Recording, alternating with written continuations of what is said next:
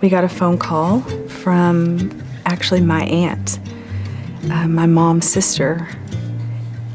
She had some grandchildren that their parents were addicted to drugs and alcohol, and the children had been placed in and out of foster care.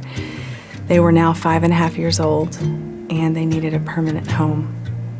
And my aunt had talked to both of the parents, and they had agreed that if Rick and I were willing to adopt them, they would voluntarily relinquish their rights to us.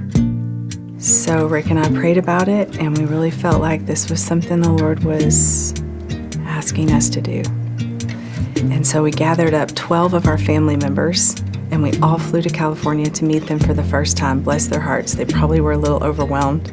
Before we left that visit, James and Shannon looked at Rick and I and said, "Are you guys gonna adopt us?" And we said, "We sure are." After the process was done, we went to court in California, and the judge released them to us, and we brought them home. And the journey has not been easy, and those who have lived close to us all these years have walked it intimately with us and know that there have been times of extreme heartbreak, but also times of extreme joy, just like with any other life situation, any other family situation. Our kids are now 28 years old, our twins that we adopted when they were 6.5. We are grandparents, and it's an amazing story. We learned that they have other siblings, some siblings, one on their mom's side and other siblings on their dad's side. And over time, some of their siblings have come into our family. Their oldest brother is 38 years old, and 4 years ago, he started coming to see us. He lives in California.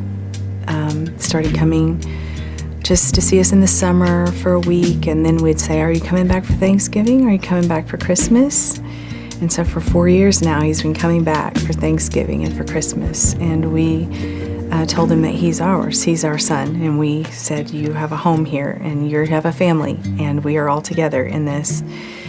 And this past summer, their sister on their mom's side brought her husband and 5 children to visit us, and it went great, and we fell in love with them. We fell in love with the kids. We fell in love with her, and they came back for Thanksgiving this year, and they came back for Christmas this year. And Kenny, who is 38 now, gave us this amazing Christmas card this year for Christmas.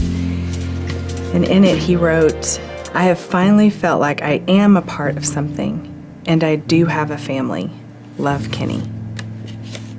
And it just reminded me of Psalm 68, verse 6, which says, "God sets the lonely in families." And that is certainly what he has done in our family. And without adoption, this picture would consist of my husband and my mom and myself. So I'm eternally grateful for these moms who have chosen to give life. And I believe that the Lord has a plan to place each one of them in a family in his timing.